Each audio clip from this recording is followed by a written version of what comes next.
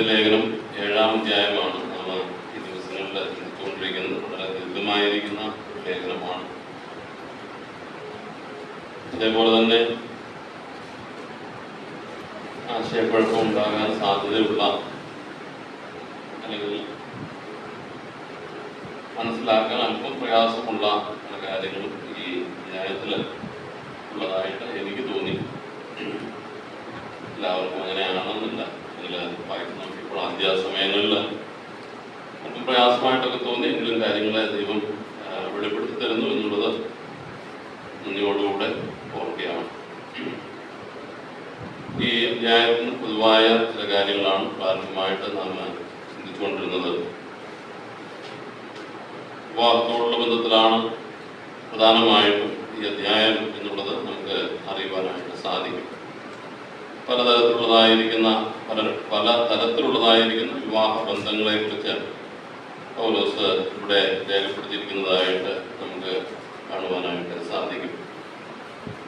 പൊതുവായ ചില കാര്യങ്ങളും നാം ഈ അധ്യായത്തിൽ നിന്ന് കാണുകയുണ്ടായി. വിവാഹം എന്നുള്ളത് ഒരു കൃപാവരമാണ് എന്നുള്ളത് അതിൻ്റെ 7-ാമത്തെ വാക്യത്തിൽ നാം കാണുന്നു. ദൈവകൃപ വളരെയധികം ആവശ്യമുള്ള ഒന്നാണ്. വിവാഹിതനാണെങ്കിലും അവിവാഹിതനാണെങ്കിലും രണ്ട് തരത്തിലും ജീവിക്കണമെങ്കിൽ, വിവാഹിതനായി ജീവിക്കണമെങ്കിലും അല്ലെങ്കിൽ വിവാഹിതയായി ജീവിക്കണമെങ്കിലും അവിവാഹിതനായി ജീവിക്കണമെങ്കിലും അതിന് അതിൻ്റെതായ നിലയിലുള്ള ഒരു കൃപ ആവശ്യമാണ്.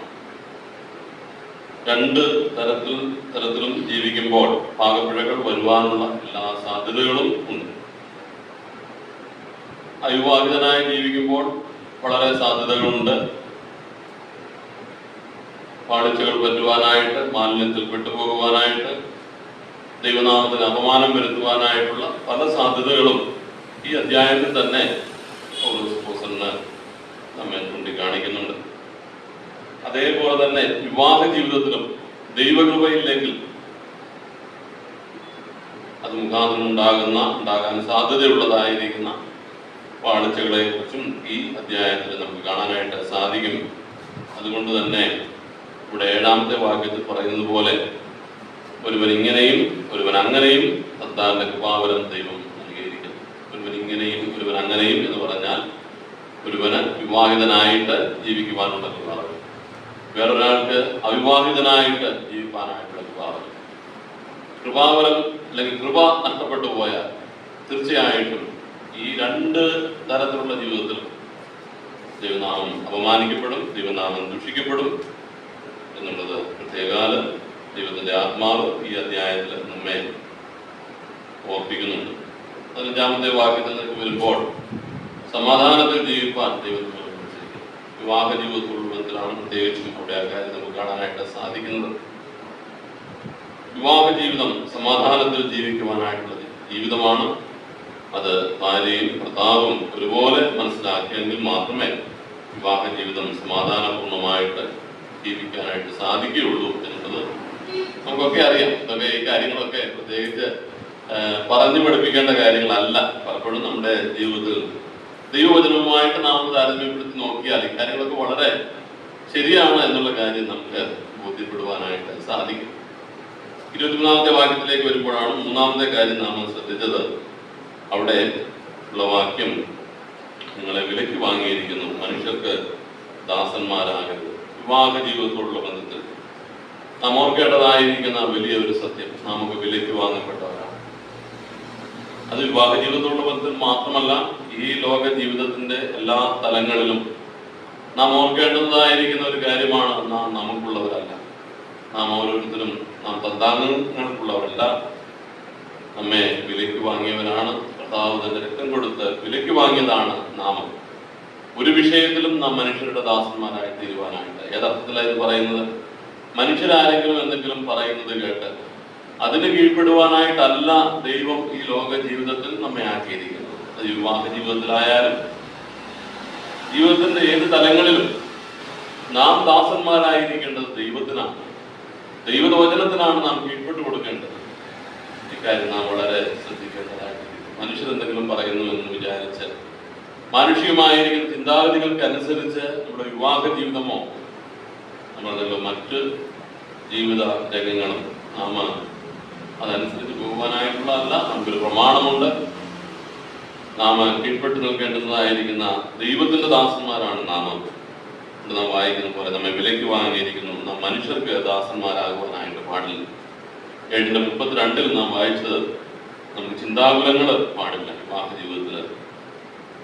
ആ കാര്യങ്ങളൊക്കെ നാം ആ ദിവസം വിശദീകരിച്ചതാണ്. ചിന്താകുലം എന്നുള്ളത് വിശ്വാസിക്ക് കർത്താവ് അനുവദിച്ചിട്ടുള്ളതല്ല. ജാതികളാണ് പലപ്പോഴും വിചാരപ്പെടുന്നതെന്ന് മത്തായി നാം വായിക്കുന്നുണ്ട്. ദൈവാശ്രയമില്ലാത്ത ജാതികൾ, ദൈവമില്ലാത്ത ജാതികൾ, അവർ നിരാശപ്പെടുന്നത് പോലെ, വിചാരപ്പെടുന്നത് പോലെ, ആകുലപ്പെടുന്നത് പോലെ വിശ്വാസിയായ ഞാനും നിങ്ങളും ആകുലപ്പെടുവാൻ ദൈവം ആഗ്രഹിക്കുന്നില്ല. ദൈവം അത് അനുവദിക്കുന്നില്ല.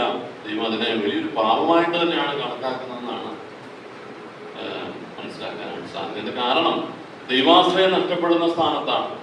ദൈവസന്നിധിയിലേക്ക് അടുക്കുവാൻ തക്കവണ്ണം പ്രാഗൽഭ്യമില്ലാതെ വരുമ്പോഴാണ് പലപ്പോഴും ചിന്താകുലങ്ങൾ നമ്മെ ഭരിക്കുന്നത്. പത്രോസ് ലേഖനത്തിലെ വാക്യം നമുക്ക് പരിചയമുള്ള വാക്യമാണ്.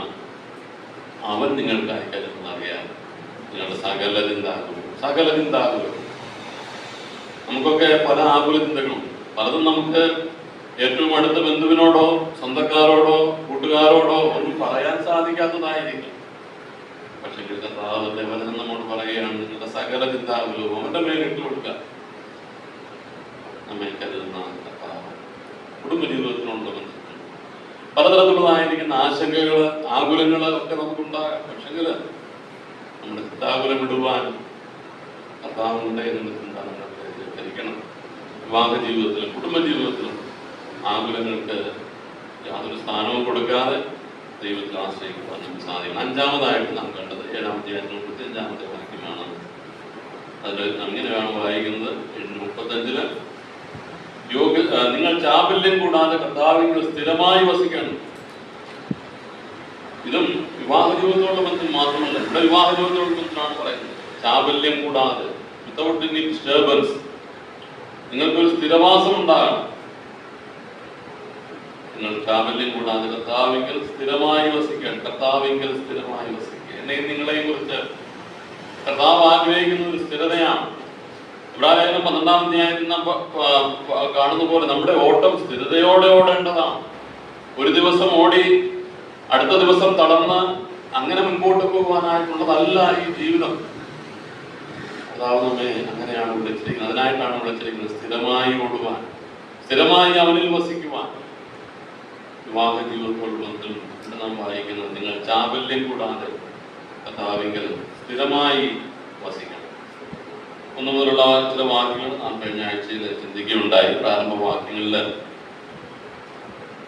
നമ്മൾ നേരത്തെ പല പ്രാവശ്യം ഓർത്തതുപോലെ പൗലോസ് അപ്പോസ്തലനോട് ചോദിച്ച ചില ചോദ്യങ്ങൾക്കുള്ള മറുപടിയാണ് ഈ അധ്യായം. ദുർനടപ്പിനുള്ളിൽ ജീവിച്ച ഒരു കൂട്ടം ജനം, അവരിൽ ചിലരൊക്കെ വിശ്വാസികളായിട്ട് തീർന്നു. വിശ്വാസികളായി തീർന്നപ്പോൾ അവർക്ക് സംശയമുണ്ടായി, വിവാഹ ജീവിതവും തെറ്റാണോ?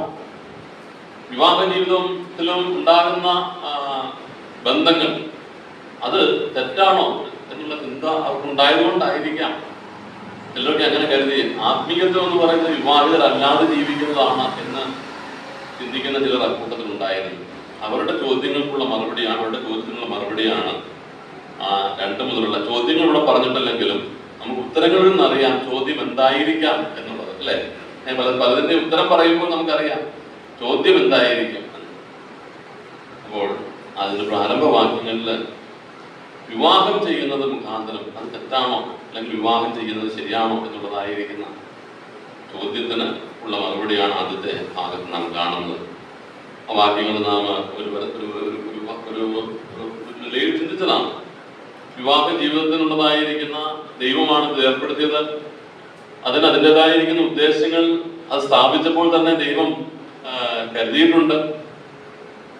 ദൈവം ആദമിനെ സൃഷ്ടിച്ചപ്പോൾ നമുക്കറിയാം, സന്താനപുഷ്ടിയുള്ളവരായിട്ട് നിങ്ങൾ പെരുകണം എന്ന് പറഞ്ഞുകൊണ്ടാണ് വിവാഹ ജീവിതത്തിലേക്ക് ആദമിനെ ദൈവം പ്രവേശിപ്പിക്കുന്നത്. മറ്റു പല കാര്യങ്ങളും നാം അതിനോടുള്ള ബന്ധത്തിൽ നമുക്ക് ചിന്തിക്കുവാനായിട്ട് സാധിക്കും. വിവാഹ ജീവിതത്തിന്റെ ഉദ്ദേശം എന്താണ് എന്നുള്ളതിനോട് ബന്ധം പല കാര്യങ്ങളും പറഞ്ഞിട്ടുള്ളതായിട്ട് നമുക്ക് കാണുവാനായിട്ട് സാധിക്കുന്നുണ്ട്. സ്ത്രീയെ ഒരു പുരുഷന് കൊടുക്കുമ്പോൾ അല്ലെങ്കിൽ ഹവ്വയെ ആദമിന് കൊടുക്കുമ്പോൾ മനുഷ്യൻ ഏകനായിരിക്കുന്നത് നന്നല്ല എന്ന് പറഞ്ഞാൽ ഏകാന്തത എന്നുള്ളത് മനുഷ്യന് വിഷമമാണ് എന്ന് വിചാരിച്ചുകൂടെയാണ് ദൈവ വിവാഹ ബന്ധത്തിലേക്ക് മനുഷ്യനെ കൊണ്ടുവരുന്നത്. അവരൊരു തക്ക തുണയായിട്ടാണ് ഭാര്യയെ ദൈവം അല്ലെങ്കിൽ ഹവ്വയെ ദൈവം ആദമിന് കൊടുത്തത്. നാം അതൊക്കെ വായിക്കുന്നുണ്ട്. അതേസമയം തന്നെ ഒരു സ്ത്രീയെ സംബന്ധിച്ചോളം അവളെ പോറ്റി പുലർത്തുവാൻ ഒരാൾ ആവശ്യമാണ്. അവൾ ബലഹീന പാത്രമാണ്, സ്ത്രീധനം ബലഹീന പാത്രമാണ്. അവളെ കരുതുവാനും പോറ്റി പുലർത്തുവാനും ദൈവത്തിന്റെ സൃഷ്ടിയുടെ ആ പ്ലാനിൽ നാം നോക്കിയാൽ പുരുഷനെ സംബന്ധിച്ചോളം പുരുഷന്റെ അത്രത്തോളം ബലമില്ലാത്ത ഒരാളാണ് സ്ത്രീ എന്നുള്ള നിലയിലാണ് ദൈവം സ്ത്രീയെ സൃഷ്ടിച്ചിരിക്കുന്നത്. അപ്പോൾ സ്ത്രീധനം ബലഹീന പാത്രമാണ്. അവളെ കരുതുവാനും അവളെ പോറ്റി പുലർത്തുവാനും ഒരു പുരുഷന് ആവശ്യമാണ്. ഇതൊക്കെ കരുതി ദൈവത്തിന്റെ കരുതലൊക്കെ ദൈവത്തിന്റെ പദ്ധതികളൊക്കെ മാനുഷികമായ ചിന്താഗതികൾക്കൊക്കെ അപ്പുറമാണ്. ഇതൊക്കെ കണക്കാക്കിയാണ് ദൈവം വിവാഹ ജീവിതം കൊടുത്തിട്ടുള്ളത്. ആ കാര്യങ്ങളൊക്കെ നമുക്ക് കാണാനായിട്ട് സാധിക്കും. അതോടൊപ്പം തന്നെ ഈ അധ്യായത്തിൽ പറയുമ്പോൾ 5-6 അധ്യായങ്ങൾ പറയുന്ന ഒരു പ്രത്യേകമായിരിക്കുന്ന പാപമാണ് ദുർനടപ്പ് എന്ന് പറയുന്നത്. 7-ാം അധ്യായത്തിലേക്ക് വരുമ്പോൾ ഒരു പക്ഷെങ്കിൽ അല്ലെങ്കിൽ ഒരു നിലയിൽ അതിന് തുടർച്ചയായിട്ടാണ് പൗലോസ് രേഖപ്പെടുത്തിയിരിക്കുന്നത്. എന്താ? 8-ാമത്തെ വാക്യം, ദുർനടപ്പ് നിമിത്തം ഓരോരുത്തരും സ്വന്തം ഭാര്യയും ഓരോരുത്തർക്ക് സ്വന്തം ഭർത്താവും ഉണ്ടായിരിക്കട്ടെ. ഈ അധ്യായത്തില് അവിവാഹിതനായിട്ട് അല്ലെങ്കിൽ അവിവാഹിതയായിട്ട് ജീവിക്കുമ്പോൾ അല്ലെങ്കിൽ അതിൻ്റെതായിരിക്കുന്ന പ്രത്യേകതകൾ, അത് മുഖാന്തരം ഉണ്ടാകാവുന്ന അനുഗ്രഹങ്ങൾ ഒരു വശത്ത് സൂചിപ്പിക്കുമ്പോൾ തന്നെ ആ അനുഗ്രഹങ്ങളൊക്കെ ശാപമായി തീരാനായിട്ടുള്ള സാധ്യതകളുണ്ട്. അതിനുള്ള കൃപാവരമില്ലെങ്കിൽ അല്ലെങ്കിൽ ആ നിലയിൽ ജീവിക്കാനുള്ള കൃപാവരമില്ലെങ്കിൽ അത് തെറ്റായ നിലയിലേക്ക്, അവിവാഹിത ജീവിതം തെറ്റായ നിലയിലേക്ക് പോകാനായിട്ടുള്ള സാധ്യതയുണ്ട്. അപ്പോൾ വിവാഹത്തിന് ദൈവം ചില ഉദ്ദേശങ്ങൾ അതിൽ വെച്ചിരിക്കുമ്പോൾ തന്നെ ഇങ്ങനെയും ഒരു ഉദ്ദേശമുണ്ട്. അതാണ് നാം 2-ാം വാക്യത്തിൽ വായിച്ചത്. എങ്കിലും ദുർനടപ്പ് നിമിത്തം ഓരോരുത്തരും സ്വന്തം ഭാര്യയും ഓരോരുത്തരും സ്വന്തം ഭർത്താവും ഉണ്ടായിരിക്കട്ടെ. ആ ഭാഗങ്ങളൊക്കെ നാം ചിന്തിച്ചതാണ്. 5-ാമത്തെ വാക്യത്തില് 2-3 വാക്യങ്ങൾ ഏതാണ്ട് അതേ കാര്യങ്ങൾ തന്നെയാണ് അവിടെ പറഞ്ഞിരിക്കുന്നത്. 5-ാം വാക്യത്തിലേക്ക് വരുമ്പോൾ വേർപിരിയുന്ന അവസ്ഥ, അതായത് അവിടെ താൽക്കാലികമായിരിക്കുന്ന വേർപിരി, സ്ഥിരമായിരിക്കുന്ന വേർപിരിയലാണ് ഉപേക്ഷിക്കുക അല്ലെങ്കിൽ വിവാഹമോചനം എന്ന് പറയുന്നത്. 5-ാം വാക്യത്തിലേക്ക് പറയുന്ന അല്പകാലത്തേക്കുള്ളതായിരിക്കുന്ന വേർപിരിയൽ. പക്ഷെങ്കിൽ ദൈവത്തിന്റെ വചനം അതിനെയും പ്രോത്സാഹിപ്പിക്കുന്നില്ല. വളരെ ചുരുങ്ങിയ സമയത്തേക്ക് പ്രാർത്ഥനയ്ക്ക് വേണ്ടി, പ്രാർത്ഥന മാത്രമല്ല, 5-ാം വാക്യം ഇംഗ്ലീഷിൽ നാം വായിക്കുമ്പോൾ 2 കാര്യം ഇവിടെ പറഞ്ഞിട്ടുണ്ട് കേട്ടോ. നാം പലപ്പോഴും ചെയ്യാത്ത കാര്യമാണ്. എന്തായാലും ഇവിടെ ഇംഗ്ലീഷിലാണ് ഫാസ്റ്റിംഗ് ആൻഡ് പ്രെയർ എന്നാണ് പറഞ്ഞിരിക്കുന്നത്. ഉപവാസത്തിനും പ്രാർത്ഥനയ്ക്കും വേണ്ടിയിട്ട്, ഈ ഉപവാസം എന്നുള്ളത് നമുക്കൊരു വിഷയമല്ലാത്തതുകൊണ്ട് അത് നാം അധികം പലപ്പോഴും ശ്രദ്ധിക്കാറില്ല. ഇവിടെ ശരിക്കും അത് ഇംഗ്ലീഷിൽ പറയുമ്പോൾ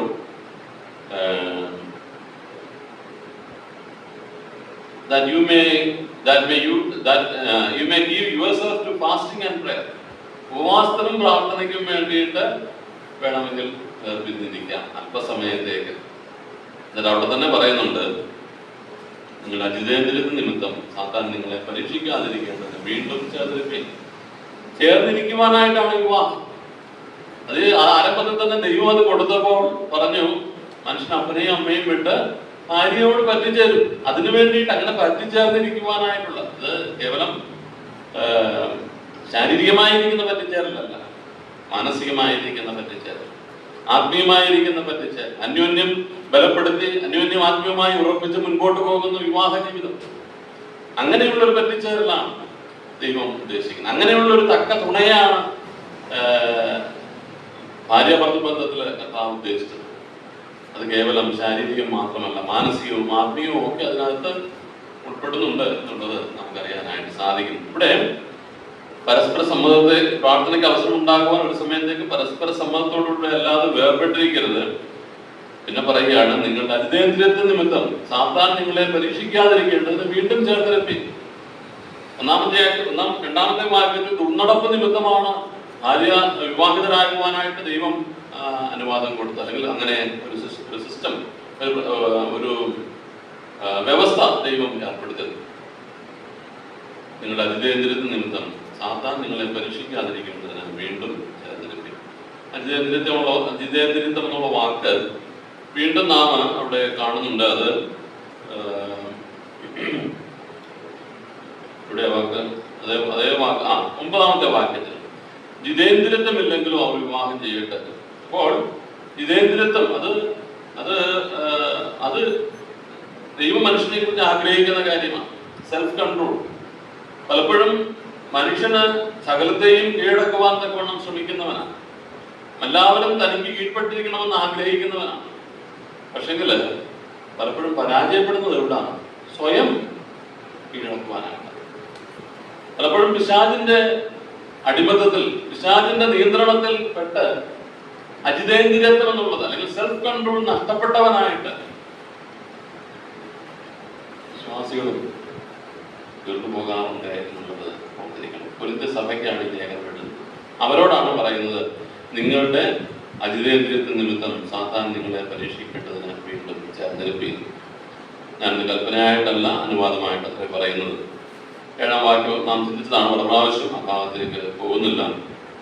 8-ാം വാക്യത്തിലേക്ക് വരുമ്പോൾ, വിവാഹം കഴിയാത്തവരോടും വിധവമാരോടും അവർ എന്നെ പോലെ പാർത്തുകൊണ്ടാൽ അവർക്ക് കൊള്ളാം എന്ന് ഞാൻ പറയുന്നു. വിവാഹം കഴിയാത്തവരോട് വിധവമാരോട് അവർ എന്നെ പോലെ പാർത്തുകൊണ്ടാൽ അവർക്ക് കൊള്ളാം എന്ന് ഞാൻ പറയുന്നു. ജിതേന്ദ്രിത്വമില്ലെങ്കിലും അവർ വിവാഹം ചെയ്യട്ടെ. അടങ്ങുന്നതിനേക്കാൾ വിവാഹം ചെയ്യുന്നത് നല്ലത്. ജിതേന്ദ്രിയത്വം വളരെ ശ്രദ്ധിക്കേണ്ട ഒരു കാര്യമാണ്. 1 തിമോത്തിയോസ് 4-ാം അധ്യായത്തില് അന്ത്യകാലത്തിന്റെ ലക്ഷണങ്ങൾ പറയുമ്പോൾ 1 തിമോത്തിയോസ് 4-ാം അധ്യായത്തിന്റെ 2-ാം വാക്യമാണെന്ന് തോന്നുന്നു.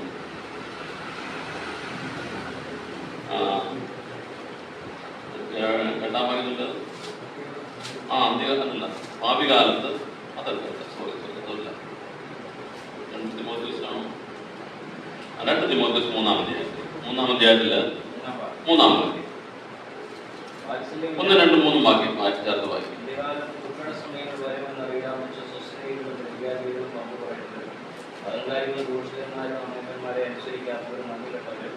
അശുദ്ധരും വാത്സല്യമില്ലാത്തവരും ഇണങ്ങാത്തവരും ഭേഷണിക്കാരും അജിതേന്ദ്രിയന്മാരും ഉഗ്രന്മാരും നിഗുണദോഷികളും ദ്രോഹികളും ദാക്ഷ്യക്കാരും നിഗളിതമായി ദൈവപ്രിയമില്ലാതെ ഭോഗപ്രിയരായി.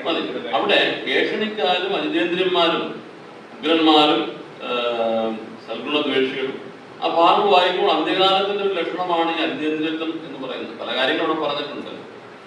അജിതേന്ദ്രിയത്വം എന്നുള്ളത് എന്താണെന്നുള്ളത് നമുക്കറിയാം. പലപ്പോഴും നാം അതൊക്കെ അനുഭവിച്ചിട്ടുള്ളവരാണ്. ദൈവം നമ്മെ ഇക്കാര്യത്തില് വളരെ സഹായിക്കേണ്ടതായിട്ടിരിക്കുന്നു. നാം അജിതേന്ദ്രിയത്വമുള്ളവരായിട്ട്, സെൽഫ് കൺട്രോൾ ഉള്ളവരായിട്ട് പാപത്തെ കീഴ്പ്പെടുത്തുവാൻ, പിശാചിനെ കീഴ്പ്പെടുത്തുവാൻ ദൈവം നമ്മെ ശേഷാല് സഹായിക്കുമാറാകട്ടെ. ഇവിടെ ഈ ഭാഗം വായിക്കുമ്പോൾ അതിന്റെ 5-ാമത്തെ വാക്യത്തിൽ നിങ്ങളുടെ അജിതേന്ദ്രിയത്വ നിമിത്തം സാത്താൻ നിങ്ങളെ പരീക്ഷിക്കേണ്ടതിന് വീണ്ടും ചേർന്നിരിപ്പിക്കും. ഞാൻ പറഞ്ഞല്ലോ, താൽക്കാലികമായിരിക്കുന്ന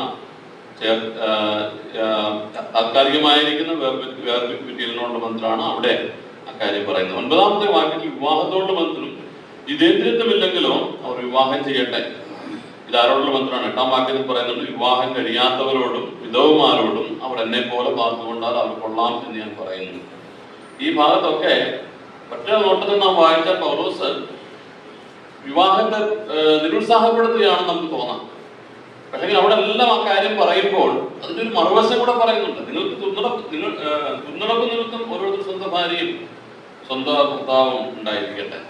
ഇവിടെ എന്നെ പോലെ നിങ്ങൾ ആയിരിക്കണം എന്ന് പറയുമ്പോൾ തന്നെ 8-ാമത്തെ വാക്യത്തില് അവർ എന്നെ പോലെ പാർത്തുകൊണ്ടാം എന്ന് പറയുമ്പോൾ തന്നെ 9-ാം വാക്യത്തില് ജിതേന്ദ്രിയത്വമില്ലെങ്കിലോ അവർ വിവാഹം ചെയ്യട്ടെ. അടലുന്നതിനേക്കാൾ വിവാഹം ചെയ്യുന്നത് നല്ലത്. പിശാച് കീഴ്പ്പെടുത്തുവാനായിട്ടുള്ള എല്ലാ സാഹചര്യങ്ങളും ഉണ്ട്. 5-ാമത്തെ വാക്യത്തിൽ ഇതിനോട് ചേർത്ത് വേണം നാം ചിന്തിക്കുവാൻ. സാത്താൻ നിങ്ങളെ പരീക്ഷിക്കും. പിശാചിന്റെ പരീക്ഷയിൽ അകപ്പെട്ടു പോകുവാനായിട്ടുള്ള സാധ്യത വളരെയാണ്. അതുകൊണ്ട് തന്നെ നാം സൂക്ഷിക്കണം. നമ്മുടെ ജീവിതം, അത് വിവാഹിതനാണെങ്കിലും അവിവാഹിതനാണെങ്കിലും, അത് ദൈവനാമ മഹത്വത്തിനായിട്ട് ഉപയോഗപ്പെടാനായിട്ട് നമുക്ക് സാധിക്കണം. പത്രോസിന്റെ ലേഖനത്തില് ഒരു വാക്യമുണ്ട്. തിമോത്തിയോസ് ലേഖനത്തില് 2 തിമോത്തിയോസ് 5-ാം അധ്യായത്തിന് 14-15 വാക്യങ്ങൾ. 5-ാം അധ്യായം 5-ലല്ലേ,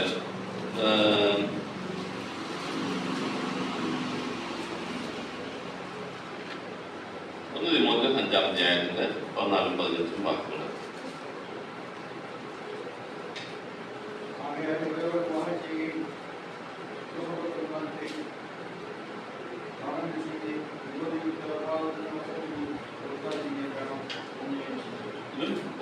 ലേഖനമാണ്. അപ്പോൾ ഒരു വശത്ത് എല്ലാവരും തന്നെ പോലെ ആയിരിക്കണം എന്ന് താൻ ആഗ്രഹിക്കുന്നു എന്ന് പറയുമ്പോൾ, തന്നെ പോലെ ആയിരിക്കണമെന്ന് എന്ന് താൻ ആഗ്രഹിക്കുമ്പോൾ തന്നെ അതിന്റെ നിബന്ധനകളും പൗലോസ് പറയുന്നുണ്ട്. ഇവിടെ വിവാഹത്തോടുള്ള ബന്ധത്തിൽ ആകെ ഇളയവർ വിവാഹം ചെയ്യുകയും പുത്രസമ്പത്ത് ഉണ്ടാക്കുകയും ഭവനം രക്ഷിക്കുകയും, ഓരോ വാക്കുകളും ഒക്കെ നമുക്ക് സ്വീകരിക്കാനായിട്ടുള്ളതാണ്. ഭവനം രക്ഷിക്കുകയും, പിന്നെ പറയുന്നത് വിരോധിക്ക് അപവാദത്തിന് അവസരം ഒന്നും കൊടുക്കാതിരിക്കണം എന്നും ഞാൻ ഇച്ഛിക്കുന്നു. ഇപ്പോൾ തന്നെ ചിലർ സാത്താന്റെ പിന്നാലെ അവിവാഹിതനായിരിക്കുന്ന ബന്ധത്തിലായിരിക്കണം ഇത് പറയുന്നത്. അവര് വിരോധിക്ക് അപവാദത്തിന് അവസരം കൊടുക്കുക. നമുക്ക് കൊടുക്കാറുണ്ടോ? വിവാഹ ജീവിതത്തിലുള്ള ബന്ധത്തിൽ മാത്രമല്ല, പലപ്പോഴും വിരോധിക്ക് അപവാദത്തിന് അവസരം കൊടുക്കുക. അതുപോലെ തന്നെ 5-ാം വാക്യത്തിൽ പറയുന്ന പോലെ സാത്താൻ പരീക്ഷിക്കുവാനായിട്ട് അവസരം കൊടുക്കുക. ഈ സാത്താന്റെ ഒരു പ്രധാന ചുമതല ഉണ്ടെന്ന് അറിയാമോ? നമ്മെക്കുറിച്ചൊക്കെ അപവാദം പറയുന്നത്, അല്ലേ? വെളിപ്പാട് പുസ്തകം 12-ാം അധ്യായത്തിലാണെന്ന് തോന്നുന്നു. ഇവിടെ വെളിപ്പാട് പുസ്തകം 12-ാം അധ്യായത്തിന്റെ 10-ാമത്തെ വാക്യത്തില് അവിടെ പിശാചിനെ കുറിച്ച് പറയുന്ന, അല്ലെങ്കിൽ മഹാസർപ്പമായിരിക്കുന്ന പഴയ പാമ്പിനെ കുറിച്ച് പറയുന്ന ഒരു വാക്കുണ്ട്. എന്താ അതിന്റെ? വെളിപ്പാട് പുസ്തകം 12-ാം അധ്യായത്തിന്റെ 10-ാമത്തെ വാക്യം. അവിടെ 10-ാമത്തെ വാക്യത്തിലല്ല, 10-ാമത്തെ വാക്യത്തിൽ തന്നെ നമ്മുടെ സഹോദരന്മാരെ രാപ്പകൽ കുറ്റം ചുമത്തുന്ന അപവാദിയെ തള്ളിയിട്ട്, ഇവിടെ 9-ാം വാക്യത്തിൽ നാം വായിക്കുന്നുണ്ട്, ഭൂതലത്തെ മുഴുവൻ തെറ്റിച്ച് കളയുന്ന പിശാചും സാത്താനും എന്ന മഹാസർപ്പമായ പഴയ പാമ്പിനെ ഭൂമിയിലേക്ക് തള്ളിക്കളഞ്ഞു. എന്നിട്ട് ആ മഹാസർപ്പമായിരിക്കുന്ന പഴയ പാമ്പ് എന്ന് പറയാൻ ഉദ്ദേശിക്കുന്ന എവിടുത്തെ കാര്യമാണ്? ഉൽപ്പത്തി പുസ്തകത്തിലെ കാര്യമാണ്, അല്ലെ? പഴയ പാമ്പ്, ആ പാമ്പിനെ കുറിച്ചാണ് പറയുന്നത്. നമ്മെക്കുറിച്ച്, നമ്മുടെ സഹോദരന്മാരെ രാപ്പകൽ ദൈവസന്നിധിയിൽ കുറ്റം ചുമത്തുന്ന അപവാദി. ഒരു പെട്ടെന്ന് നോക്കിയാൽ ഈ അപവാദിക്ക് അവസരം കൊടുക്കുന്ന ആരാ? ഞാനും നിങ്ങളുമാണ്. ദൈവസന്നിധിയിൽ അപവാദം പറയുവാനായിട്ട് ഈ പഴയ പാമ്പിന്, ആദമിന്റെയും ഹവ്വയുടെയും കാലത്ത് തുടങ്ങിയ ഈ പഴയ പാമ്പിന് ഈ ഉത്തരവാദിത്വം. നമ്മെ കുറിച്ച് അപവാദം പറയാൻ നാം അവസരം കൊടുക്കരുത്. അവിടെ ക്ഷീണിക്കുന്നത് ആരാണെന്ന് അറിയാമോ? നമ്മുടെ കർത്താവാണ് ക്ഷീണിക്കുന്നത്. ദൈവസന്നിധിയിൽ എന്നെയും നിങ്ങളെയും കുറിച്ച് ഈ പിശാച് അപവാദം പറയുമ്പോൾ അവിടെ ക്ഷീണം സംഭവിക്കുന്നത് നമ്മുടെ കർത്താവിനാണ്. നമ്മെ വിലയ്ക്ക് വാങ്ങി, നമ്മുടെ പാപത്തിൽ നമ്മെ മോചിച്ചു, നമ്മെ വീണ്ടെടുത്തു, വലിയ വില കൊടുത്ത് അവന്റേതാക്കി. പക്ഷെങ്കിൽ ഇന്ന് ഈ പിശാച് നമ്മെ കുറിച്ച് ദൈവസന്നിധിയിൽ ചെന്ന് അപവാദം പറയുമ്പോൾ ക്ഷീണം ഉണ്ടാകുന്ന, അപമാനം ഉണ്ടാകുന്നത് നമ്മുടെ കർത്താവിനാണ്. വിവാഹ ജീവിതത്തിലും നമ്മുടെ ജീവിതത്തിന്റെ എല്ലാ തലങ്ങളിലും നാം ശ്രദ്ധിക്കേണ്ടതായിരിക്കുന്ന കാര്യമാണ്. പിശാചിന് അവസരം കൊടുക്കുവാനായിട്ട് പാടില്ല. വീണ്ടും നാം മുൻപോട്ട് പോകുമ്പോൾ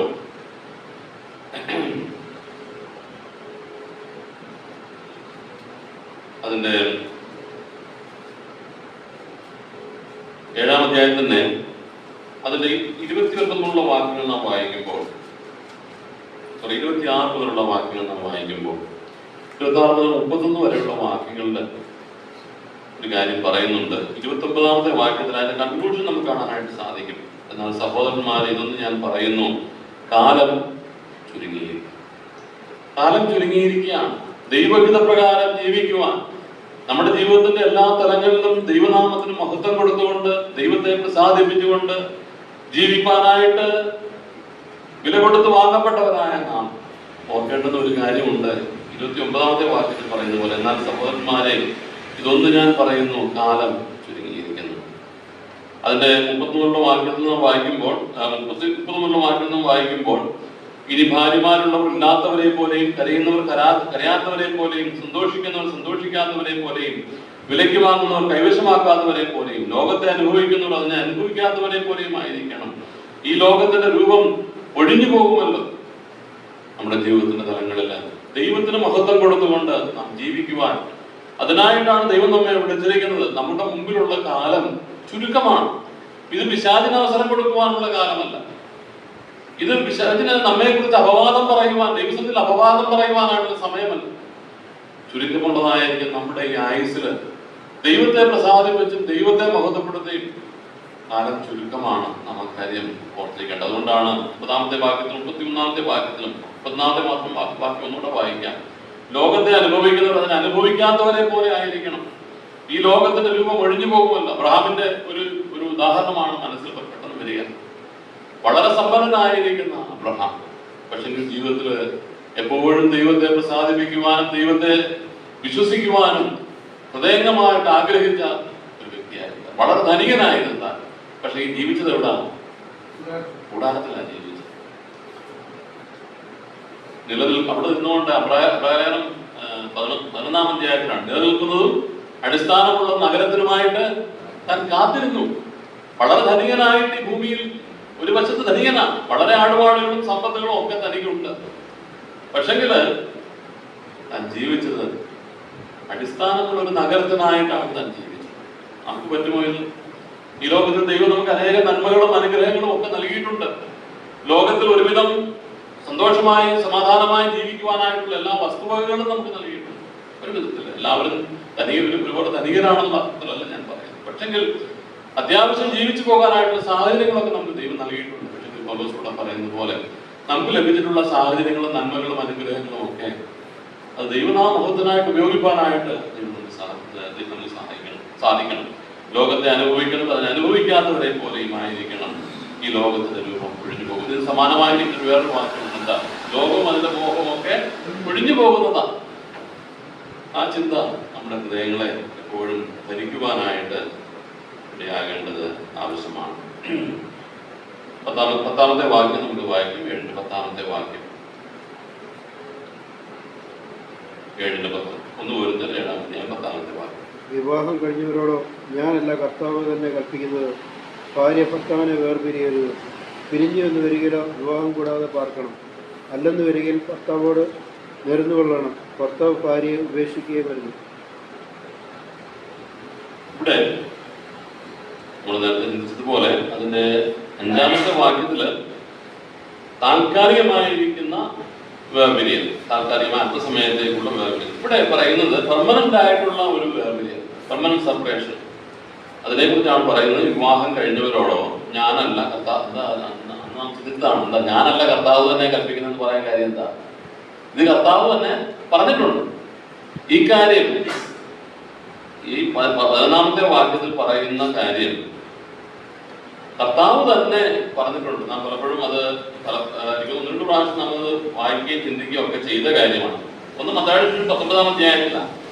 ഇവിടെ പറയുന്ന വിഷയം എന്ന് പറയുന്നത് വേർപിരിയലിനോടുള്ള ബന്ധത്തിനാണ്, അല്ലെങ്കിൽ ഉപേക്ഷിക്കുന്നതിനോടുള്ള ബന്ധത്തിനാണ്. ഭാര്യ ഭർത്താവിനെ വേർപിരിയരുത്. അതിന് ആ വാക്യം അവസാനിക്കുമ്പോൾ ഭർത്താവ് ഭാര്യയെ ഉപേക്ഷിക്കരുത്. വിവാഹമോചനത്തോടുള്ള ബന്ധത്തിൽ പൗലോസ് പറയുകയാണ്, വിവാഹം കഴിഞ്ഞവരോടോ ഞാനല്ല കർത്താവ് തന്നെ കൽപ്പിച്ചിട്ടുണ്ട്. കർത്താവ് പറയാനിരുന്ന പല കാര്യങ്ങളെ കുറിച്ചും പൗലോസ് ഇവിടെ പറയുന്നത് 12-ാം വാക്യത്തിൽ പറയുമ്പോൾ കർത്താവല്ല ഞാൻ പറയുന്നത്, അല്ലെ? എന്നാൽ ശേഷമുള്ളവരോട് കർത്താവല്ല ഞാൻ തന്നെ പറയുന്നത്. അത് 12-ാമത്തെ വാക്യത്തിലാണ്. എന്ന് പറഞ്ഞാൽ കർത്താവും പറയാത്ത ഒരു കാര്യം പൗലോസ് പറയുക. 11-ാമത്തെ വാക്യത്തില് കർത്താവ് പറഞ്ഞ കാര്യം 10-ാമത്തെ വാക്യം, വിവാഹം കഴിഞ്ഞവരോടോ ഞാനല്ല കർത്താവ് തന്നെ കൽപ്പിക്കുന്നത്, ഭാര്യ ഭർത്താവിനെ വേർപിരിയരുത്. പിരിഞ്ഞു എന്ന് വരികിലും വിവാഹം കൂടാതെ പാർക്കണം. അല്ലെന്ന് വരികിൽ ഭർത്താവോട് നിരന്നു കൊള്ളണം. ഭർത്താവ് ഭാര്യയെ ഉപേക്ഷിക്കരുത്. ഭാര്യ ഭർത്താവിനെ വേർപിരിയരുത്, ഭർത്താവ് ഭാര്യയെ ഉപേക്ഷിക്കരുത്. മത്തായി സുവിശേഷത്തില് കർത്താവ് എന്താ പറഞ്ഞേക്കുന്നത്? മത്തായി 19-ാം അധ്യായത്തില് 19-ന്റെ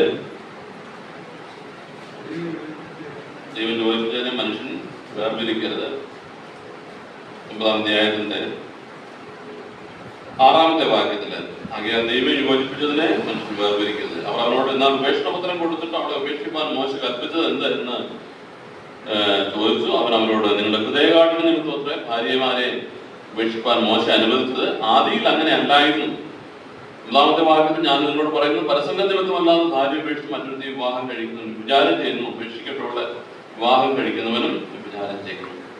പല ഭാഗത്തും ഈ കാര്യം ആവർത്തിച്ച സുവിശേഷങ്ങളിലൊക്കെ രേഖപ്പെടുത്തിയിട്ടുള്ളതായിട്ട് കാണാൻ സാധിക്കും. മർക്കോസ് സുവിശേഷത്തിലുണ്ട്, ലൂക്കോസ് സുവിശേഷത്തിലുണ്ട്. അവിടെയൊക്കെ ഈ വേർപിരിയൽ അല്ലെങ്കിൽ വിവാഹമോചനം എന്ന് പറയുന്നതായിരിക്കുന്ന ആശയത്തെ കർത്താവ് ശാസിക്കുന്നതായിട്ട്, പാടില്ല എന്ന് പറയുന്നതായിട്ട് നമുക്ക് കാണുവാനായിട്ട് സാധിക്കും. മലാഖയുടെ പുസ്തകത്തിൽ ഒരു വാക്യമുണ്ടല്ലോ, മലാഖയുടെ പുസ്തകം 2-ാം അധ്യായത്തിന്റെ 16-ാമത്തെ വാക്യം, ഞാൻ ഉപേക്ഷണം വെറുക്കുന്നു എന്ന് ഞാൻ ഉപേക്ഷണം വെറുക്കുന്നു എന്ന് പറഞ്ഞാൽ എന്താ? വെറുക്കുന്നു എന്ന് പറഞ്ഞാൽ നമുക്കറിയാമല്ലോ, വെറുപ്പെന്ന് പറഞ്ഞാൽ എന്താ? ഒരു ഇഷ്ടം, കേവലം ഇഷ്ടക്കേടല്ല അത്, അല്ലേ? ഒന്ന് ഞാൻ ഒരാളിനെ വെറുക്കുന്നു, അല്ലെങ്കിൽ ആ കാര്യം ചെയ്യുന്നത് എനിക്ക് വെറുപ്പാണ് എന്ന് പറഞ്ഞാൽ അത് കേവലം ഇഷ്ടക്കേടിനേക്കാൾ അപ്പുറത്തൊരു ഇതാണ്. ഇവിടെ വെറുക്കുന്നത് ആരാ? ദൈവമാണ് വെറുക്കുന്നത്. ദൈവം വെറുക്കുന്ന ഒരു കാര്യമാണ് ഉപേക്ഷണം. ഞാൻ ഉപേക്ഷണം വെറുക്കുന്നു. ഈ വാക്യത്തിൽ നാം വായിക്കുമ്പോൾ 7-ാം അധ്യായത്തിലേക്ക് വരുമ്പോൾ, ഭാര്യ ഭർത്താവിനെ വേർപിരിയരുത്, പിരിഞ്ഞു എന്ന് ഒരിക്കലോ 2 കാര്യങ്ങൾ പറയുന്നുണ്ട്. ഇനി ആരെങ്കിലും വേർപിരിയാണ് എന്ത് ചെയ്യണം, എങ്ങനെ ജീവിക്കണം? എന്താ അവിടെ പറഞ്ഞിരിക്കുന്നത്? വിവാഹം കൂടാതെ അതിന് തയ്യാറാണെങ്കിൽ വിവാഹമോചനം ശ്രമിക്കാം. വിവാഹമോചനം പാടില്ല. പക്ഷെങ്കിൽ ഇനി ആരെങ്കിലും ഏതെങ്കിലും കാരണവശാൽ അങ്ങനെ ഒരു കാര്യം സംഭവിച്ചാൽ, ഇവിടെ നാം വായിക്കുന്നത് വിവാഹം കൂടാതെ പാർക്കണം. അതാണ് ഇപ്പോഴത്തെ കർത്താവ് പറഞ്ഞു, വിവാഹം മോചനം പ്രാപിച്ച ഒരാളെ വിവാഹം കഴിക്കുന്നവർ അല്ലെങ്കിൽ അവരെന്ത് ചെയ്യുന്ന വ്യഭിചാരം ചെയ്യുന്നു എന്നാണ് പറയുന്നത്. അത് ദൈവം ഒരിക്കലും അനുവദിക്കുന്ന കാര്യം അല്ല എന്നുള്ളത് നാം ഓർത്തിരിക്കണം. ഇനി അല്ലെങ്കിൽ ഒരു കാര്യം ഇവിടെ ചെയ്യാനായിട്ട് സാധിക്കും. എന്താ? ഈ 11-ാമത്തെ വാക്യത്തിലുണ്ട്, എന്താ? അല്ലെന്ന് വരികിൽ കർത്താവിനോട് നിരന്ന് കൊള്ളണം. ഈ 2 ഓപ്ഷനാണ് കൊടുത്തിരിക്കുന്നത്. ഒന്നുകിൽ വിവാഹം കഴിക്കാതെ പാർക്കണം, ഇല്ലെങ്കിൽ എന്ത് ചെയ്യണം? തിരിച്ചു മനസ്സിലാവും. ഭർത്താവ് ഭാര്യയോടും ഭാര്യ ഭർത്താവിനോടും നിരന്ന് വീണ്ടും ഒന്നിച്ച് ജീവിക്കാനായിട്ട് സാധിക്കും. ഈ വിവാഹ ബന്ധം എന്ന് പറയുന്നത്, ആ ബന്ധത്തിനൊരു പ്രത്യേകതയുണ്ട്. ഒരിക്കലും ഈ ബന്ധത്തിൽ ഏർപ്പെട്ടാൽ ഇത് ആജീവനാന്തമുള്ള ഒരു ബന്ധമാണ്, അല്ലേ? നാം ഈ അധ്യായം തന്നെ പറയുന്നുണ്ട് 39-ാമത്തെ വാക്യത്തിൽ, 1 Corinthians 7-ന്റെ 39-ാമത്തെ വാക്യം. ഭർത്താവ് ജീവിച്ചിരിക്കുന്ന കാലത്തോളം സ്ത്രീ ബന്ധപ്പെട്ടിരിക്കുന്നു. ഭർത്താവ് മരിച്ചുപോയാൽ തനിക്ക് മനസ്സുള്ളവന്. അപ്പൊ ഇത് എവിടം വരെ ഉണ്ട്? ഓരോ കാര്യങ്ങൾ പറയുമ്പോൾ പൗലോസ് തിരിച്ചും മറിച്ചും പറഞ്ഞിട്ടില്ല. ഭാര്യമാരോട് പറഞ്ഞിരിക്കുന്ന കാര്യങ്ങൾ ഭർത്താക്കന്മാർക്കും ബാധകമാണ്, ഭർത്താവിനോട് പറഞ്ഞിരിക്കുന്ന കാര്യങ്ങൾ ഭാര്യമാർക്കും ബാധകം. ഭർത്താവ് ജീവിച്ചിരിക്കുന്ന കാലത്തോളം സ്ത്രീ ബന്ധിക്കപ്പെട്ടിരിക്കുന്നു. ഇനി തിരിച്ചു പറഞ്ഞാൽ, ഭാര്യ ജീവിച്ചിരിക്കുന്നിടത്തോളം കാലം പുരുഷൻ ബന്ധിക്കപ്പെട്ടിരിക്കുക. ജീവിച്ചിരിക്കുന്നിടത്തോളം നമ്മുടെ വിവാഹ വേദികളിൽ നമ്മുടെ പ്രതിജ്ഞ ചൊല്ലുമ്പോൾ മരണത്താൽ അല്ലാതെ മരണം നമ്മെ വേർതിരിക്കുക എന്നതല്ലേ നമ്മൾ പ്രത്യേകം പറയാറുണ്ട്. അതൊക്കെ പറയുമെങ്കിലും ജീവിതത്തിൽ പലപ്പോഴും പല രംഗങ്ങളിലും വിശ്വാസ ലോകത്തിൽ നിന്നും വലിയ ആ പ്രതിജ്ഞയ്ക്കൊന്നും വലിയ പ്രാധാന്യം കൊടുക്കുന്നതായിട്ട്, ദൈവസന്നിധിയിൽ എടുക്കുന്ന ആ പ്രതിജ്ഞയ്ക്ക് വലിയ പ്രാധാന്യം കൊടുക്കുന്നതായിട്ട് നാം ഈ നാളുകളിൽ കാണുന്നു. ഇവിടെ പറയുന്നത്, ഭർത്താവ് ജീവിച്ചിരിക്കുന്ന കാലത്തോളം സ്ത്രീ ബന്ധിക്കപ്പെട്ടിരിക്കുന്നു. ചിലരെങ്കിലും വിവാഹം നടത്തുമ്പോൾ ഈ ഒരു വാക്കുകൂടെ അവിടെ ചേർക്കാറുണ്ട്, അല്ലെങ്കിൽ കർത്താവിന്റെ വരവ് വരെയും എന്ന് പറയാറുണ്ട്. അത് ശരിയാണ്. ഇവിടെ ഭർത്താവ് ജീവിച്ചിരിക്കുന്ന കാലത്തോളം സ്ത്രീ ബന്ധിക്കപ്പെട്ടിരിക്കുന്നു, ഭാര്യ ജീവിച്ചിരിക്കുന്നിടത്തോളം കാലം പുരുഷൻ ബന്ധിക്കപ്പെട്ടിരിക്കുകയാണ്. അതുകൊണ്ട് ഈ ബന്ധം, വിവാഹ ബന്ധം എന്ന് പറയുന്നത്, ഇക്കാര്യങ്ങളൊക്കെ നാം വളരെ മനസ്സിൽ കരുതുന്നത്. എന്തുകൊണ്ടാണ്? ഇതിനെതിരായിട്ട് വാദിക്കുന്ന പലരുമുണ്ട്. നാം ജീവിക്കുന്ന ഈ ലോകത്ത് നാം പ്രകൃതികാരാണ് എന്ന് പറയുമ്പോൾ തന്നെ സ്വന്തം താല്പര്യങ്ങൾക്ക് വേണ്ടിയിട്ട് ദൈവം നമ്മെ സഹായിക്കട്ടെ, ഇങ്ങനെയൊന്നും നമ്മുടെ ജീവിതത്തിൽ ഒരിക്കലും സംഭവിക്കാതിരിക്കണം. ഇതിനൊക്കെ കൊടുക്കേണ്ട വില കൊടുക്കുവാൻ ദൈവം നമ്മെ സഹായിക്കട്ടെ. ഇതൊരു ആജീവനകാല ബന്ധമാണ്. ദൈവം വായിക്കുന്ന പോലെ ജീവിച്ചിരിക്കുന്ന കാലത്തോളം സ്ത്രീ ബന്ധിക്കപ്പെട്ടിരിക്കുന്നു എന്നുള്ളത് മനസ്സിലാക്കണം. മരണത്താൽ മാത്രമാണ് വിവാഹബന്ധം അവസാനിപ്പിക്കുവാനായിട്ടുള്ള അവസരം. വിവാഹം കഴിഞ്ഞവരോട് ഞാനല്ല, കർത്താവ് തന്നെ കൽപ്പിക്കുന്നത്, ഭാര്യ കർത്താവിനെ വേർപിരിയരുത്, തിരിഞ്ഞു എന്ന് വരികിലോ വിവാഹം കൂടാതെ പാർക്കണം. വിവാഹം കഴിക്കുന്നുവെങ്കിൽ അത് വ്യഭിചാരമാണെന്ന് കർത്താവ് തന്നെ പറഞ്ഞിട്ടുണ്ട്. അല്ലെന്ന് വരുന്ന കർത്താവോട് നിരന്നുകൊള്ളണം. കർത്താവ് ഭാര്യയെ ഉപേക്ഷിക്കുകയും അരുത്. 12 മുതലുള്ള വാക്യങ്ങൾ നാം വായിക്കുമ്പോൾ ഈ 11 വാക്യങ്ങളിൽ നാം ശ്രദ്ധിച്ചു നോക്കിയാൽ ഇവിടെ വിശ്വാസികളായിരിക്കുന്ന വിവാഹിതരോടുള്ള ബന്ധത്തിലാണ് ഈ കാര്യങ്ങൾ പറഞ്ഞിരിക്കുന്നത് എന്നുള്ളത് നമുക്ക് ചിന്തിക്കുവാനായിട്ട് സാധിക്കും. അങ്ങനെ ഞാൻ പറയാൻ കാര്യം 12 മുതലുള്ള വാക്യങ്ങളിൽ വേറൊരു ഗ്രൂപ്പിനോടുള്ള ബന്ധത്തിലാണ് പൗലോസ് എഴുതിയിരിക്കുന്നത്. ആദ്യത്തെ 11 വാക്യങ്ങളിൽ 2 പങ്കാളികളും, വിവാഹ ജീവിതത്തിലെ 2 പങ്കാളികളും അവർ വിശ്വാസികളാണെന്നുള്ള നിലയിലാണ് നമുക്കത് കാണാനായിട്ട് സാധിക്കുന്നത്. എന്നാൽ 12ാം വാക്യം മുതൽ നാം വായിക്കുമ്പോൾ വേറൊരു പ്രത്യേകമായിരിക്കുന്ന ഗ്രൂപ്പാണ്. 12, 13 വാക്യങ്ങൾ ഒന്ന് വായിക്കാം. 7-ന്റെ 1 മുതൽ 7-ന്റെ 12. എന്നാൽ ശേഷമുള്ളവരോട് കർത്താവല്ല ഞാൻ തന്നെ പറയുന്നത്, ഒരു സഹോദരന് അവിശ്വാസിയായ ഭാര്യ ഉണ്ടായിരിക്കുകയും അവൾ അവനോടുകൂടെ പാർപ്പാൻ സമ്മതിക്കുകയും ചെയ്താൽ അവളെ ഉപേക്ഷിക്കരുത്. അവിശ്വാസിയായ ഭർത്താവുള്ള ഒരു സ്ത്രീയും അവൻ അവളോടുകൂടെ പാർപ്പാൻ സമ്മതിക്കുന്നുവെങ്കിൽ ഭർത്താവിനെ ഉപേക്ഷിക്കരുത്. ഈ അധ്യായത്തിന്റെ മുഖപുര പറഞ്ഞ സമയത്ത് നാം ഈ വിഷയം അല്പമായിട്ട് സൂചിപ്പിക്കപ്പെട്ട ഒരു വിഷയമാണ്. അതായത് കൊരിന്ത്യ സഭയുടെ പശ്ചാത്തലം നാം ഒന്ന് ഓർക്കണം. പലതരത്തിലുള്ളതായിരിക്കുന്ന വിവാഹ ബന്ധങ്ങൾ അവരുടെ ഇടയിൽ ഉണ്ടായിരുന്നു വിശ്വാസികളാകുന്നതിന് മുമ്പ്. ഈ ലേഖനം എഴുതുമ്പോൾ അവർ വിശ്വാസ ജീവിതത്തിലേക്ക് വന്നിട്ട് ചുരുക്കം ചില വർഷങ്ങളെ ആയിട്ടുള്ളൂ. പലതരത്തിലുള്ളതായിരിക്കുന്ന വിവാഹ ബന്ധങ്ങൾ അവരുടെ ലിവിങ് ടുഗദർ എന്ന് പറയുന്ന ഇന്നത്തെ ആശയം, വിവാഹിതരാകാതെ ഒന്നിച്ച് താമസിക്കുന്ന ആ ആശയം അന്ന് അവരുടെ ഇടയിൽ സർവ്വസാധാരണമായിരുന്നു. പല സംസ്കാരങ്ങളിലുള്ളവരാണ് കൊരിന്ത്യരുള്ളത്. കൊരിന്ത്യ ഒരു വലിയ പട്ടണമാണ്. അപ്പൊ അതുകൊണ്ട് തന്നെ പലതരത്തിലുള്ള വിവാഹ രീതികൾ എന്ന് പറയുമ്പോൾ ഒന്നിച്ച് കുടുംബം പോലെ വിവാഹിതരാകാതെ തന്നെ അവർ താമസിക്കും. വേറൊരു കാര്യം കഴിഞ്ഞ ആഴ്ചയും ഞാൻ പറഞ്ഞതാണ്, അടിമകൾ അവരുടെ കൂട്ടത്തിലുണ്ടായിരുന്നു. അപ്പൊ ഒരു അടിമയ്ക്ക് യജമാനൻ അല്പകാലത്തേക്കെങ്കിലും ഒരു ഒരു പങ്കാളിയെ കൊണ്ട് കൊടുക്കും. യജമാനൻ ഇഷ്ടമുള്ള സമയത്ത് തന്നെ പറഞ്ഞു വിട്ടു, അല്ലെങ്കിൽ ആദ്യത്തെ ആളിനെ പറഞ്ഞു വിട്ടു. അപ്പോൾ വിവാഹബന്ധം വേർപിരിയും. ഇങ്ങനെയൊക്കെയുള്ള ഒരു പശ്ചാത്തലമാണ് അവരുടെ ഉണ്ടായിരുന്നത്. അവരൊക്കെ അവിശ്വാസികളായിരുന്നു, ദുർനടപ്പിൽ ജീവിച്ചവരായിരുന്നു, വിവാഹബന്ധത്തിന് യാതൊരു വിലയും കൊടുക്കാത്തവരായിരുന്നു. അങ്ങനെയൊക്കെയുള്ള കൂട്ടത്തിൽ നിന്ന് ചിലർ രക്ഷിക്കപ്പെട്ട് മുൻപോട്ട് വന്നു.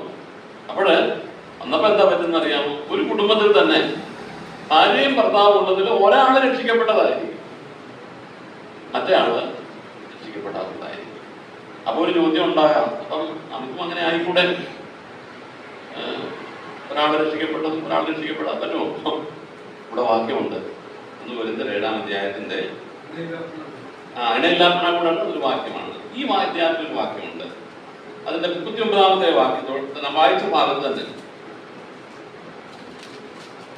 ഒരു ഭർത്താവ് മരിച്ചു പോയാൽ ഒരു സ്ത്രീക്ക് വേറൊരാളിനെ വിവാഹം കഴിക്കാം. ഒരു സ്ത്രീ ഭാര്യ മരിച്ചു പോയാൽ ഭർത്താവിന് വേറൊരു വിവാഹം കഴിക്കാം. അത് വിവാഹബന്ധത്തിൽ അല്ലെങ്കിൽ വിവാഹത്തിനുള്ള ഒരു വ്യവസ്ഥയാണ്. എന്നിട്ട് അവിടെ ഒരു കാര്യം പറഞ്ഞിട്ടുണ്ട്. എന്താ പറഞ്ഞേക്കുന്നത്? 39-ാമത്തെ വാക്യം, 7-39 അവസാനത്തെ വാക്ക്. ഭർത്താവ് മരിച്ചുപോയാൽ തനിക്ക് മനസ്സുള്ളവനുമായി വിവാഹം കഴിക്കാൻ പക്ഷെ എന്നിട്ടൊരു വ്യവസ്ഥ പറഞ്ഞിട്ടുണ്ട്. എന്താ? സ്വാതന്ത്ര്യമുണ്ട്. കർത്താവിൽ വിശ്വസിക്കുന്നവനുമായി മാത്രമേ ആകാവൂ. അതുകൊണ്ട് ഇപ്പൊ കൊരിന്ത്യയിൽ അങ്ങനെ ഉണ്ടായിരുന്നു. ഒരു പങ്കാളി വിശ്വാസിയും ഒരു പങ്കാളി അവിശ്വാസിയുമായിരുന്നു. അതുകൊണ്ട് നമുക്കും അതാകാം എന്നാലും ചിന്തിക്കാൻ കഴിയും. ഇവിടെ വളരെ വളരെ ഇതൊക്കെ ഇന്നത്തെ കാലയളവിനെ കുറിച്ച് വ്യക്തമായ ധാരണയും ഒക്കെ ദൈവം കൊടുത്ത പറയുകയാണ്. പുനർവിവാഹമാകാം, പക്ഷെ അപ്പോഴും ശ്രദ്ധിക്കണം, കർത്താവിൽ വിശ്വസിക്കുന്നവനുമായി മാത്രമേ ആകാവൂ. ഈ കൊരിന്ത്യ സഭയുടെ സാഹചര്യം എന്ന് പറയുന്നത് വ്യത്യസ്തമായ സാഹചര്യമാണ്. പലർ രക്ഷിക്കപ്പെട്ടു വന്നു. ഒരു കുടുംബത്തിലുള്ള ഭർത്താവ് രക്ഷിക്കപ്പെട്ടു വന്നു, പക്ഷെങ്കിൽ ഭാര്യ രക്ഷിക്കപ്പെട്ടവളല്ല, അല്ലെങ്കിൽ തിരിച്ചുമാകാം. അങ്ങനെയുള്ള സാഹചര്യത്തിലാണ് പൗലോസ് പറയുന്നത് ഒരു സഹോദരന് എന്ന് പറയുന്നത് 7:12 വാക്യം. ഒരു സഹോദരൻ അവിശ്വാസിയായ ഭാര്യ ഉണ്ടായിരിക്കുകയും അവൾ അവനോടുകൂടെ പാർക്കാൻ സമ്മതിക്കുകയും ചെയ്താൽ അവളെ ഉപേക്ഷിക്കരുത്. ഇത് പൗലോസിനോട് ചോദ്യത്തിനുള്ള മറുപടിയാണ് കേട്ടോ ഇതൊക്കെ. അപ്പൊ ആരെങ്കിലും ഒക്കെ ചോദിച്ചു കാണും ഇങ്ങനെ സംഭവിച്ചാൽ എന്താ ചെയ്യുക? പൗലോസ് പറയുന്ന മറുപടിയാണ് ഒരു സഹോദരന് അവിശ്വാസിയായ ഭാര്യ ഉണ്ടായിരിക്കുകയും അവൾ അവനോട് പാർക്കാൻ സമ്മതിക്കുകയും ചെയ്താൽ അവളെ ഉപേക്ഷിക്കരുത്. 13 വാക്യം. അവിശ്വാസിയായ ഭർത്താവുള്ള ഒരു സ്ത്രീയും അവൻ അവളോടുകൂടെ പാർപ്പാൻ സമ്മതിക്കുന്നുവെങ്കിൽ ഭർത്താവിനെ ഉപേക്ഷിക്കരുത്. 14 വാക്യത്തില് അതിനൊരു കാരണം കൂടെ പറയുന്നുണ്ട്. അവിശ്വാസിയായ ഭർത്താവ് ഭാര്യ മുഖാന്തരം വിശുദ്ധീകരിക്കപ്പെടും, അവിശ്വാസിയായ ഭാര്യ ഭർത്താവ് മുഖാന്തരം വിശുദ്ധീകരിക്കപ്പെട്ടും ഇരിക്കുന്നു. അല്ലെങ്കിൽ നിങ്ങളുടെ മക്കൾ അശുദ്ധർ എന്ന് വരും, ഇപ്പോഴോ അവർ വിശുദ്ധരാകുന്നു.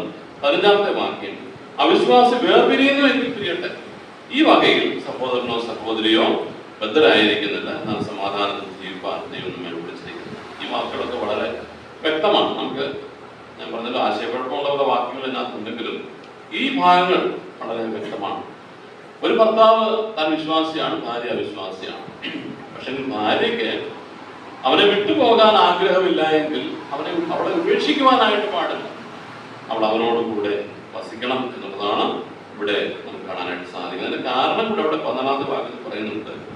അവിശ്വാസിയായ ഭർത്താവ് ഭാര്യ മുഖാന്തരം വിശുദ്ധീകരിക്കപ്പെടും. 16 വാക്യത്തിൽ തീർച്ചയായിട്ടും പറയുന്നത് സ്ത്രീയെ നീ ഭർത്താവിന് രക്ഷപ്പെടുത്തുമെന്ന് നിനക്ക് എങ്ങനെ അറിയാം?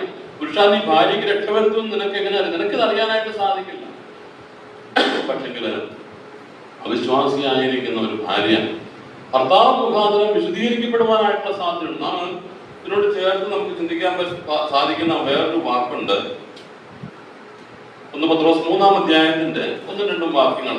1 പത്രോസ് 3-ാം അധ്യായത്തിന്റെ 1-2 വാക്യങ്ങൾ.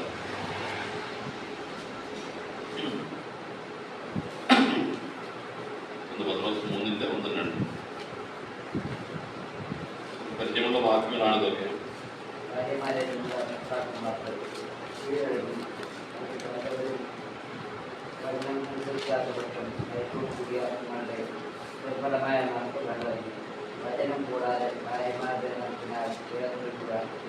നോക്കുക, ഇവിടെ പറയുമ്പോൾ അവരിൽ വല്ലവരും വചനം അനുസരിക്കാത്ത പക്ഷം, ഒരു പക്ഷെങ്കിലും നിങ്ങളുടെ ഭർത്താക്കന്മാർ ദൈവവചനം അനുസരിക്കാത്തവരാണെങ്കിൽ, തിരിച്ചും നിങ്ങളുടെ ഭാര്യമാർ ദൈവവചനം അനുസരിക്കാത്തവരാണെങ്കിൽ ഭയത്തോടു കൂടിയ നിങ്ങളുടെ നിർമ്മലമായ നടപ്പ് കണ്ടറിഞ്ഞ് വചനം കൂടാതെ, ഇതിന് ദൈവവചനത്തിന്റെ ആവശ്യം, വചനം കൂടാതെ ദൈവവചനത്തിന്റെ ആവശ്യമുണ്ട് എങ്കിലും അങ്ങനെയുള്ള സാഹചര്യങ്ങളിൽ വചനം കൂടാതെ നിങ്ങളുടെ നടപ്പിനാൽ ചേർന്ന് വരുവാനായിട്ട് ഇടവരും. നമ്മുടെ കുടുംബങ്ങളിലൊക്കെ ഒരു പക്ഷെങ്കിൽ അവിശ്വാസിയായ ഭാര്യ ആയിരിക്കില്ല, അല്ലെങ്കിൽ അവിശ്വാസിയായ ഭർത്താവായിരിക്കില്ല. എങ്കിലും നമുക്ക് ചിലപ്പോഴൊക്കെ തോന്നാം, എന്റെ ഭർത്താവ് വേദപുസ്തകം വായിക്കുന്നില്ല, അല്ലെങ്കിൽ എന്റെ ഭർത്താവ് ദൈവവചന പ്രകാരം അല്ല നടക്കുന്നത്. പലപ്പോഴും മറ്റാരും അറിയുന്നില്ലെങ്കിലും പലതരത്തിലുള്ള പാപങ്ങളിലും പെടുന്നവരാണ് എന്നൊക്കെ തോന്നുമ്പോൾ നാം കൂടുതലായിട്ട് ചെയ്യാനായിട്ട് ദൈവവചനം ഉപദേശിക്കാനായിട്ട് നാം ശ്രമിക്കും. അത് ആവശ്യമാണ്. പക്ഷെങ്കിൽ ഇവിടെ പത്രോസ് പറയുന്നത് വചനം കൂടാതെ നിങ്ങളുടെ നിർമ്മലമായ നടപ്പ് കണ്ടിട്ട് അവർ ചേർന്ന് വരുവാനായിട്ട് ഇടയായിട്ടുണ്ട്. നമ്മുടെ ഭാര്യമാർ അല്ലെങ്കിൽ നമ്മുടെ ഭർത്താക്കന്മാർ, നമ്മുടെ കുഞ്ഞുങ്ങൾ നമ്മുടെ നടപ്പ് കണ്ടിട്ട് ദൈവത്തോട് അടുക്കുവാൻ ഇടയായിരുന്നുവെങ്കിൽ നല്ലതായി. നമ്മുടെ നടപ്പ് കണ്ടിട്ട് അത് ആ അർത്ഥത്തിലാണ് ഇവിടെയും അവിശ്വാസിയായ ഭർത്താവ് ഭാര്യ മുഖാന്തരം വിശദീകരിക്കപ്പെടും, അവിശ്വാസിയായ ഭാര്യ ഭർത്താവ് മുഖാന്തരം വിശദീകരിക്കപ്പെട്ടിരിക്കുന്നു. അങ്ങനെ വരുമ്പോൾ നിങ്ങളുടെ മക്കളും വിശദീകരിക്കപ്പെടുവാനായിട്ട് ഇടയാണ്.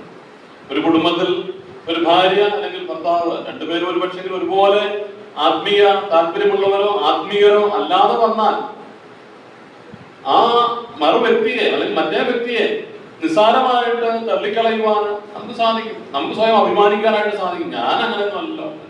പക്ഷെങ്കില് ദൈവത്തിന്റെ ആത്മാവിനോട് പറയുന്നത് നമ്മുടെ നടപ്പ് കണ്ട്, നമ്മുടെ ദൈവഭയം കണ്ടിട്ട് അവർ ചേർത്ത് വരുവാനായിട്ട് ഇടയായിത്തീരണം. ആ അർത്ഥത്തിലാണ് ഈ വാക്യങ്ങൾ പറയുന്നത്. ഒരു കുടുംബജീവിതത്തിൽ ഇവിടെ നാം വായിക്കുമ്പോൾ ഇങ്ങനെ ഒരു വിവാഹ ജീവിതത്തിൽ അത് അവിശ്വാസിയും വിശ്വാസിയും തമ്മിലുള്ള വിവാഹ ബന്ധത്തിലുള്ള ഒരു കാരണമല്ല. എന്നാൽ ഈ പ്രത്യേക സാഹചര്യത്തിൽ കൊരിന്ത്യരുടേതായിരിക്കുന്ന ആ സാഹചര്യത്തില് ഒരു പക്ഷെങ്കില് ഭാര്യയോ ഭർത്താവോ ഒരു പങ്കാളി അവിശ്വാസി ഒരു പങ്കാളി വിശ്വാസിയുമായാൽ അതിനെ ആ വ്യക്തിയെ അല്ലെങ്കിൽ അവിടെ അല്ലെങ്കിൽ അവനെ ഉപേക്ഷിക്കുവാനായിട്ട് ദൈവത്തിന്റെ വചനം പറയുന്നില്ല.